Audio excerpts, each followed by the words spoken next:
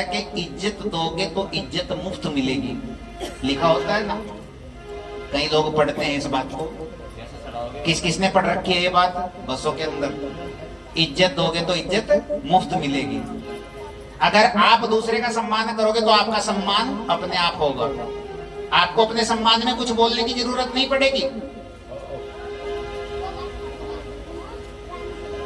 तो इसलिए सम्मान करना सीखिए।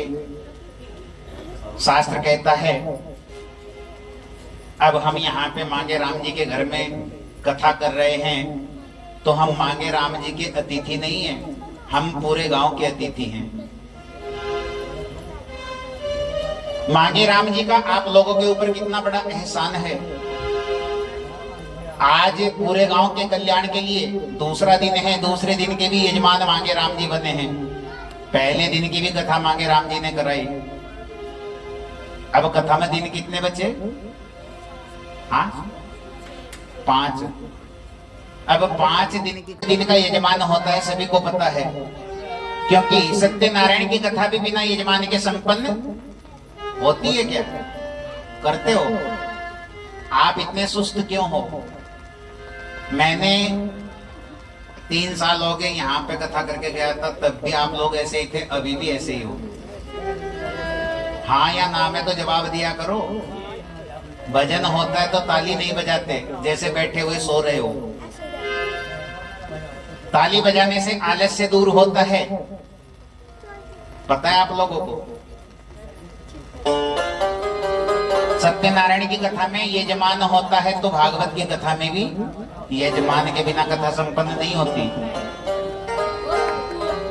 तो कल का जो भी यजमान बनना चाहता है, क्योंकि यजमान बनना बहुत बड़ी बात नहीं है, बहुत छोटी सी बात नहीं है, बहुत बड़ी बात है। खर्चा कुछ नहीं है। बाकी पान ले आओ, किसी की मर्जी में आवे लड्डू ले आओ, बर्फी ले आओ। लड्डू बर्फी का बहुत नहीं है तो पतासे ले आओ।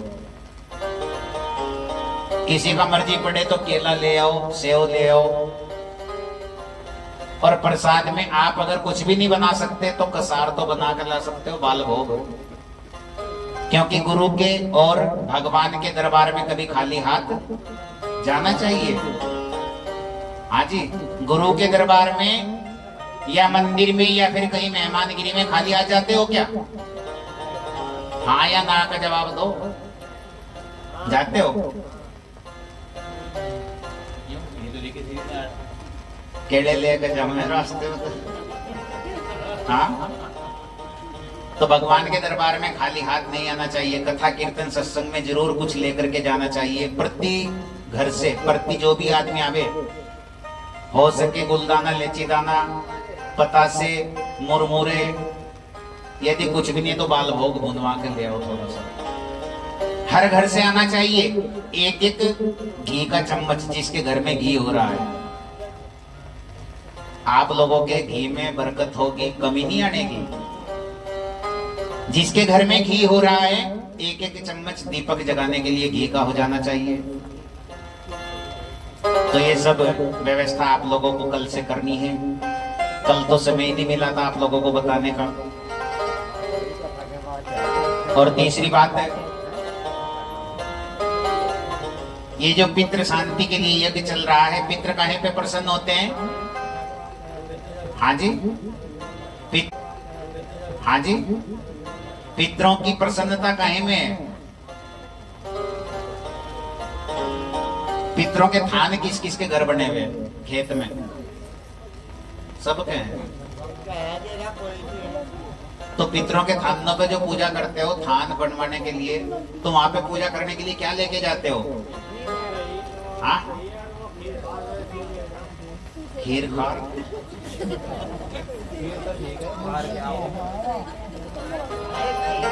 पितृदेवता होते हैं अन्न पर प्रसन्न। बना हुआ भोग खीर का, यानी कि दूध और चावल। हाँ जी, पितरों की जो पूजा है वो खीर से होती है। तो पितरों की प्रसन्नता के लिए प्रतिदिन कथा का जो नियम है सुनने का, आप लोगों को अपने अपने घर से चावल या गेहूं, क्योंकि अन्नदान महाकल्याण, पितृ पूजा के लिए अन्नदान होता है। ये जो 7 कोरी का बांस खड़ा हुआ है, ये आपके जो खेत में पितर बने हुए हैं उन्हीं का प्रतीक है। पूरे गांव के पितर यहाँ पर प्रतिदिन बुलाए जाते हैं और प्रतिदिन कथा करने के बाद 7 दिन के बाद ये विसर्जन हो जाएगा। यहाँ पर पूरे के पूरे गांव के जितने भी मित्र हैं, ऊत हैं, प्रेत हैं, जले फूके डूब करके मरे हुए, वो सारे के सारे यहाँ पे बुलाए। सबकी पूजा हो रही है। तो बड़ा सुंदर नैमिषारण्य तीर्थ में सौनकादि 88,000 ऋषि श्री सूत जी से प्रश्न पूछते हैं। सूत जी 20 वर्ष के हैं। 20 वर्ष के संत को देख करके सारे के सारे ऋषि मुनि खड़े हो गए स्वागत में। अतिथि देवो भव मैं भी बता रहा था। अब सारे ऋषियों ने जब सम्मान में खड़े होकर के सम्मान किया है, तो सूत जी पूछ रहे हैं, बोले मैं तो छोटा सा बालक हूं, आप इतनी बड़ी बड़ी उम्र के संत, आप मेरे सम्मान में क्यों खड़े हो? बोले महाराज, धन वर्धा बल वर्धा आयु वर्धास्तथैव च, अर्थात कोई धन में बड़ा होता है, कोई बल में बड़ा होता है, लेकिन बड़ा तो वही है जो विद्या में बड़ा है। प्रेम से कहिए, बोलना पड़ेगा। हेलो हाय छोड़िए। अब महाराज, हम चाहे कितनी भी लंबी उम्र के संत हैं, हमारी उम्र चाहे कितनी भी बड़ी है, लेकिन आप हमसे ज्ञान में बड़े हैं, इसलिए ज्ञानी आप हैं, बड़े आप हैं। आप इस ऊंचे सिंहासन पर विराजमान हो जाइए। श्री सूत जी को विराजमान कराया, चरणों का प्रक्षालन करके चरणामृत का पान किया और उसके बाद श्री सूत जी से बड़ा सुंदर प्रश्न किया है। हे गुरुदेव, हमें बताइए कृष्ण प्राप्ति कर्म शाश्वत, अर्थात आज लोग, शास्त्र कहता है कि अन्न का एक भी कण, अन्न का एक भी कण और संत का, ब्राह्मण का एक भी अक्षण बर्बाद नहीं जाना चाहिए। लेकिन आज विवाह शादियां हो रही हैं, सभी को पता है। विवाह शादियों में आप जाकर के देखते हो कि प्लेट उठा के ऐसे जावे जैसे पकवान देखा नहीं है। प्लेट उठा करके और जितने भी 36 प्रकार के 56 प्रकार के व्यंजन हैं, सब में को जीभ निकालनी, चाहे खाया एक ना जावे, प्लेट में भर लेंगे और भरने के बाद एक एक घास खाया, खाया नहीं खाया तो फिर धूप करेट के अंदर, करेट के अंदर जाता है, कूड़े में जाता है। अन्न एक देवता है और देवता का आप लोग अपमान करते हैं। ये देवता का अपमान नहीं करना चाहिए।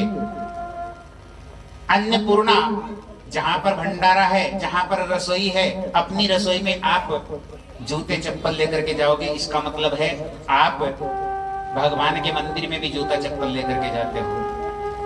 क्योंकि भंडारा यानी कि आपकी रसोई एक मंदिर है, क्योंकि अन्नपूर्णा देवी है, अन्न देवता है और अन्नपूर्णा माता है। और माता पिता का सम्मान आप जूता चप्पल लेकर के, ये समझने की बातें हैं। आज नहीं, वो मोह को ज्यादा समझ होनी चाहिए इस बात की।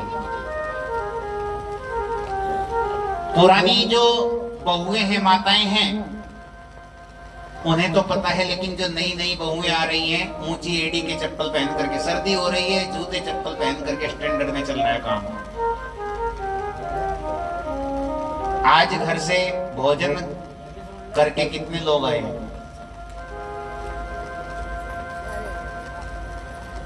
अच्छा, 2-3 नहीं करा भोजन, सारे बर्ती वक्त के। अच्छा, खाना कितने लोगों ने खाया है? अच्छा, इनके से खाने वालों के हाथ उठे।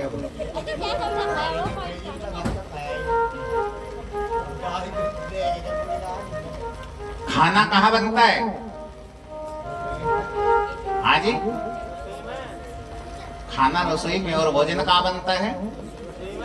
वो किचन में। आप लोग उल्टा बता रहे हो। जो लोग खाना खा के आए वो समझ लीजिए खाना कहाँ बनता है। आजकल इंग्लिश में क्या बोलते हैं रसोई को? किचन, यानी कि जहां पे किच पिच होता हो। जहां पर किच पिच होता हो वहीं पे खाना बनता है। खाना अर्थात खाना खा ले, और नहीं तो आगे जो है ना खाना। और भोजन, भोजन कहाँ बनता है? भोजन बनता है रसोई में।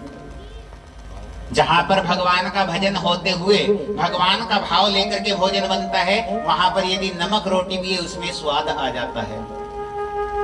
और जहां पर खाना बनता है वहां पे चाहे कितना ही लागत लगा करके भोजन बना लो, एक ना एक सामान में कमी रह ही जाती है।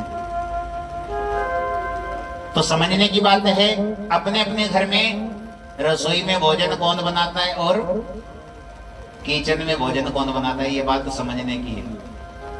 आज प्रत्येक घर में ये तो ओपन रसोई हो रही। ओपन रसोई देखो, रसोई के अंदर भोजन बनाते हुए अब लोग कहने लगे जी हमने तो बड़ा शुद्ध कर रखा काम, इतना सा भी गर्दा नहीं मिलने का रसोई के अंदर। बात अच्छी है, रसोई घर को साफ रखना चाहिए, स्वस्थ रखना चाहिए, लेकिन क्या आप लोगों की रसोई स्वच्छ है? हाँ, रसोई किस किस की स्वच्छ है? हाथ उठाओ जिसकी रसोई स्वच्छ है। सबकी रसोई अशुद्ध है। वो क्यों? आप चाहे लकड़ी के खटकोड़िया पहन करके रसोई में भोजन बनाएं, तब भी आपकी रसोई अशुद्ध है। क्यों? क्योंकि अशुद्धता वाली चीज सबसे पहले लगवा रखी है नई बहुओं के लिए। क्या? सिंक। हाँ, बर्तन पूरे के पूरे कुणबे का जितना भी जुट्ठन है वो सारी आकर रसोई में साफ हो रही है। तो रसोई का आप लोग अपमान करते हो, अन्य देवता का अपमान करते हो, अन्नपूर्णा माता का अपमान करते हो, लेकिन शास्त्र कहता है उतना ही लो थाली में, बेकार न जाए। लेकिन आप लोग इस बात से भी नहीं चूकते, आप लोग इस बात से भी